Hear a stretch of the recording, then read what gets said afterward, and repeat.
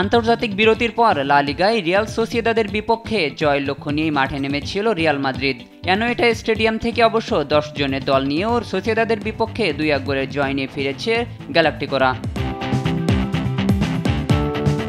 এদিন শুরু থেকে বল দখলে রেখে খেলতে থাকে রিয়াল। ম্যাচের 12 মিনিটে এমবাপ্পের গোলে এগিয়ে যায় তারা। তবে 32 মিনিটে ডিন হাউসেন লাল কার্ড দেখে মাঠ ছাড়লে 10 জনের দলে পরিণত হয় গ্যালাক্টিকোরা। 44 মিনিটে স্কোরলাইন 2-0 করেন আরদা গুলের। বিরতির পর একের পর এক আক্রমণে রিয়ালকে চেপে ধরে সোসিয়েদাদ। 56 মিনিটে স্পট কিক থেকে ব্যবধান কমালেও 10 জনের রিয়ালের জয় আটকাতে পারেনি তারা। এদিকে ইংলিশ প্রিমিয়ার লিগে নটিংহ্যামের বিপক্ষে 3-0 গোলের জয় পেয়েছে আলেকজান্ডার আর্সেনাল। ম্যাচের 32 মিনিটে সুবিমেন্দির গোলে প্রথম লিড নেয় গানাররা। এদিন বিরতির পরও আক্রমণের ধার ধরে রাখে আর্সেনাল। 46 মিনিটে ব্যবধান বাড়ান ভিক্টর গিউকারেস। আর 79 মিনিটে নিজের দ্বিতীয় এবং দলকে তৃতীয় গোল এনে দেন সুবিমেন্দি।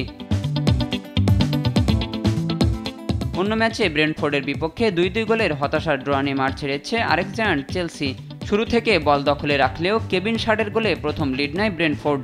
61 মিনিটে কোল পালমারের গোলে সমতায় ফেরে দ্য ব্লুজরা। এরপর ম্যাচের অন্তিম মুহূর্তে মোইসেস কাইসেডোর গোলে এগিয়ে গেলেও ব্রেন্টফোর্ডের যোগ করা সময়ের গোলে হতাশার ড্র নিয়ে মাঠ ছাড়তে হয় চেলসিকে। শাহিনুর আলম, স্পোর্টস ডেস্ক, দেশ টিভি।